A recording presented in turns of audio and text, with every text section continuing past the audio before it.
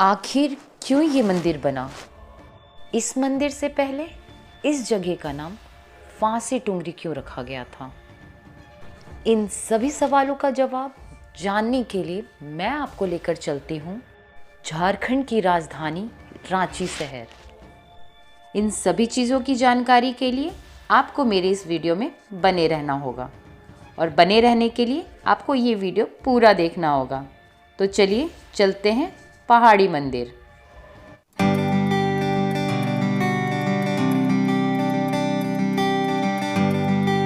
Guys, welcome back to my channel. मैं पूर्णिमा और आपको पता है कि मैं एक ट्रैवलर हूँ और ट्रैवलिंग वीडियो शूट करती हूँ।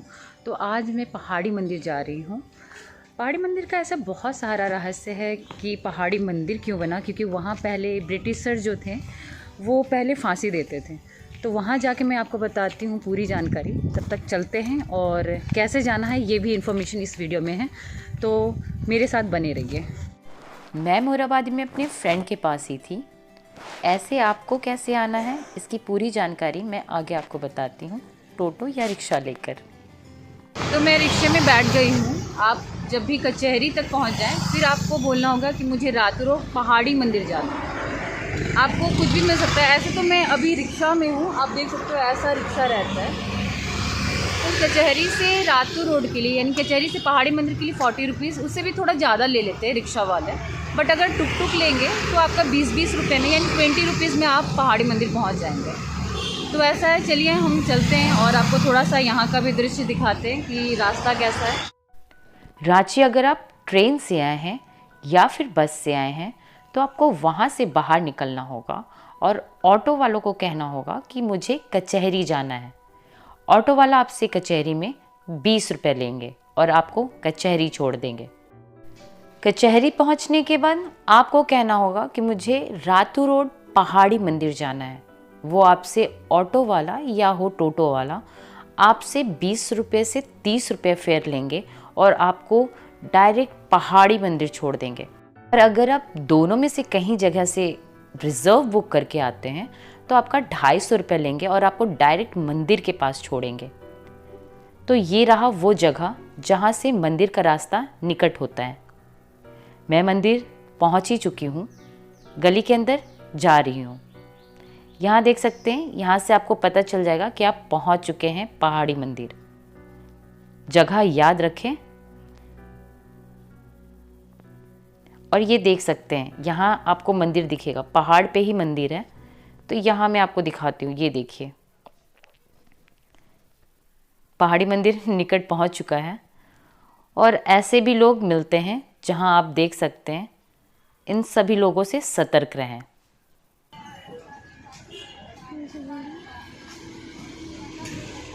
उतर जाइएगा।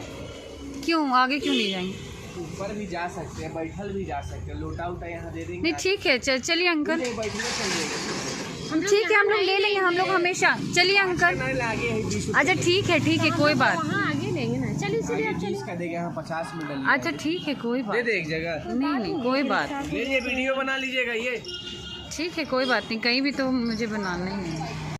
अगर ऐसी घटनाएं आपके साथ भी होती है तो आप बोले मुझे आगे लेना है प्रसाद, मैं ले लूँगी। छोड़ दीजिए अंकल, अब थोड़ा पैदल भी जाएंगे। यहीं पे रोक दीजिएगा, रोक दीजिएगा बाबा। मंदिर पहुंच चुकी हूँ, ये देख सकते हैं मंदिर का द्वार। तो चलो फिर पहले प्रसाद लेते हैं, उसके बाद। कैसे प्रसाद है भैया? 20, 25 और 30 नारियल। फूल 5 का दे दीजिएगा।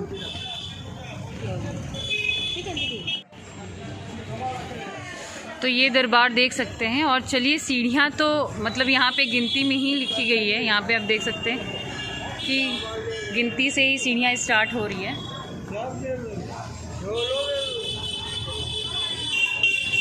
तो चलते हैं फिर। यहाँ काउंट में ही है 4 नंबर, यानी नीचे हो चुका है 3 और सीढ़ी अब चढ़ रहे हैं हम। मंदिर के प्रवेश द्वार पर ही भोले बाबा और माँ काली की प्रतिमा है। स्वयं माँ काली और भोले बाबा इस जगह की रक्षा करते हैं। तो चलिए मैं यहाँ का दर्शन आपको कराती हूँ।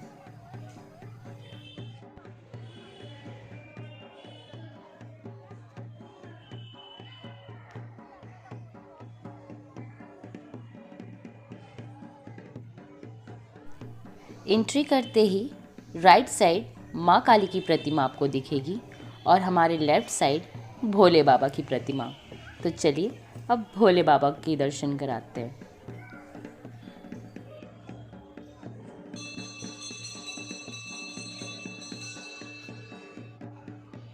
तो चलिए यात्रा स्टार्ट करते हैं। 400 से ज़्यादा सीढ़ी है और चलिए ये भी देखते हैं कि कितनी सीढ़ी है और कब तक पहुंचते हैं, कितना मिनट लगता है। ऊपर चलते हैं, कोई प्रॉब्लम नहीं, अगर धूप भी रहता है तो कोई दिक्कत नहीं होता है, क्योंकि आप देख सकते हैं ऊपर छावनी भी दी हुई है, जिससे अगर धूप भी है तो चढ़ने में कोई दिक्कत ना हो। हाँ, सीढ़ी ऊंचा भी नहीं है, मतलब नॉर्मल सीढ़ी है, मतलब चढ़ने में भी कोई दिक्कत नहीं हो रहा है, जैसे घरों में सीढ़ी होती है वैसे ही है। चलिए फिर जल्दी पहुंचते हैं और सारी जानकारी मैं आपको वहां पहुंच के देती हूँ।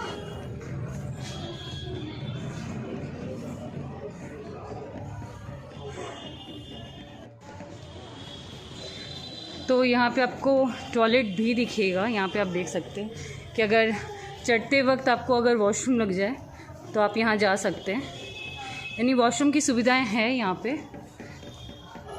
चढ़ते हुए मुझे बहुत पुरानी कौन सी पेड़ है ये तो मुझे पता नहीं है, पर है बहुत पुरानी, ये देख सकते हैं। बहुत पुराना लग रहा है ना पेड़। और अगर आपको पता है तो इस कमेंट में ज़रूर बताएं। आप जैसे ही और ऊपर चढ़ेंगे तो यहाँ पे आपको राइट हैंड साइड में एक और मंदिर दिखेगा, तो ये भी एक भोले बाबा का ही मंदिर है। चलिए ऊपर चढ़ते हैं। और अगर कभी भी आप दर्शन के लिए जाते हैं तो अकेले ना जाएं, संगति और साथी के साथ जाएं, जिससे जयकारा लगाते हुए दर्शन करें। हर हर महादेव, हर हर महादेव। 150 सीढ़ी हमारी हो चुकी है, पर थकान एक जरा नहीं है, क्योंकि सीढ़ी ऐसे ही बनी है जिससे आप कंफर्टेबल चढ़ सके। तो चलिए आगे बढ़ते हैं।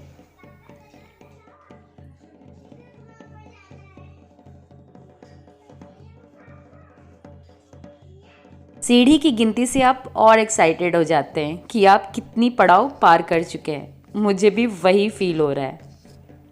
आपकी क्या एक्सपीरियंस है ये भी ज़रूर शेयर कीजिएगा हमारे कमेंट में। देखते हैं कि 300 सीढ़ी चढ़ी हूँ और रांची शहर मुझे दिखने लगा है पूरा। यहाँ पता नहीं आपको दिख पा रहा है नहीं, पर मुझे रांची शहर अब दिखने लगा है। तो चलो अब सिर्फ 100 और सीढ़ी बाकी है, वो चढ़ते हैं और मैं ऊपर का दृश्य आपको दिखाती हूँ। चलिए फिर। जैसे जैसे सीढ़ी ख़त्म हो रही है वैसे वैसे एक्साइटमेंट और बढ़ती जा रही है और मैं दर्शन के सामने पहुंच चुकी हूं। अभी तक 396 सीढ़ी चढ़ चुकी हूं। आगे चलते हैं। पहाड़ों के ऊपर ये देख सकते हैं, ये है प्रवेश द्वार। अंदर जाते हैं। यहाँ से नंबर तो नहीं लिखा, पर गिनती में देखते हैं कितनी सीढ़ी है। 1 2 3 4 5 6 7 8 9 10 11 12 13 14 15, तो टोटल सीढ़ी हुआ 411। भवन पहुंच चुकी हूँ। चलिए चलते हैं। भारत का दूसरा सबसे ऊंचा तिरंगा फहराने का रिकॉर्ड इस मंदिर को ही जाता है। आप देख सकते हैं इसी पोल पर ही तिरंगा फहराया जाता है। रांची का पहाड़ी मंदिर रांची का आकर्षण है। इस पहाड़ी मंदिर में भक्तों की लाइन लगी रहती है। बहुत दूर दूर से भक्त यहाँ दर्शन के लिए आते हैं। तो चलिए सीढ़ी चढ़ के भोले बाबा का दर्शन किया जाए।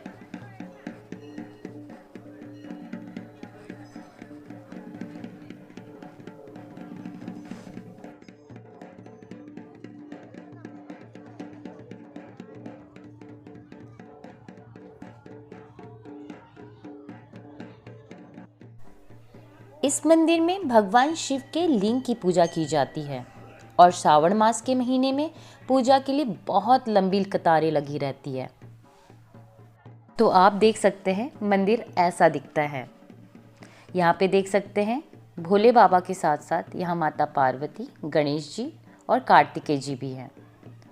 चलिए मैं आपको मंदिर से बाहर की दृश्य दिखाती हूँ। यहाँ पे आप देख सकते हैं बाहर पूरा रांची शहर दिख रहा है। शहर के साथ साथ आपको सामने डैम भी नज़र आ रही होगी। चलिए कुछ और भी आपको दिखाती हूँ मंदिर से जुड़ी हुई चीज़ें। जैसे ही प्रवेश द्वार आप आते हैं सीढ़ियों के द्वारा, और उसी के जस्ट बगल में ही आपको उतरने का भी द्वार रहता है। उतरने के द्वार के लेफ्ट हैंड साइड में माता रानी की भी मूर्ति है। तो चलिए मैं आपको वहाँ का दर्शन कराती हूँ।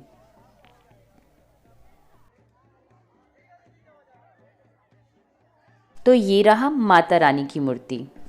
थोड़ा सा आगे बढ़ते ही आपके लेफ्ट हैंड साइड में आपको चुनरी स्थल दिखेगा। लाई हुई चुनरी यहाँ पे मन्नतें मांगकर आप बांध सकते हैं। इसी के राइट हैंड साइड आप जाएंगे तो नारियल फोड़ने का स्थल भी है, जहाँ चढ़ा हुआ फल यानी नारियल आप यहाँ पे आके फोड़ सकते हैं, जिससे आपको ढूंढने में तकलीफ ना हो।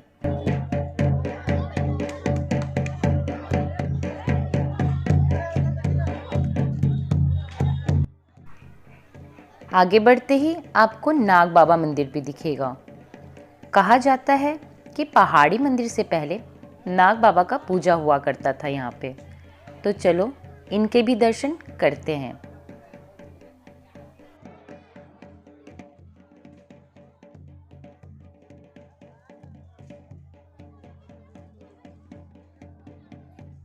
दर्शन हो चुका है और अब ऊपर चलते हैं। मंदिर की छत से देखेंगे तो आपको पूरा रांची शहर दिखेगा। तो चलिए वो मैं आपको दिखाती हूँ। मंदिर से रांची शहर कितना प्यारा लगता है। ऊपर से डैम भी दिख रहा है। और आपको कैसा लग रहा है मेरे साथ दर्शन करके, ये ज़रूर कमेंट में लिखिएगा। यह धार्मिक जगह के साथ साथ देशभक्तों के बलिदान की भी जगह है।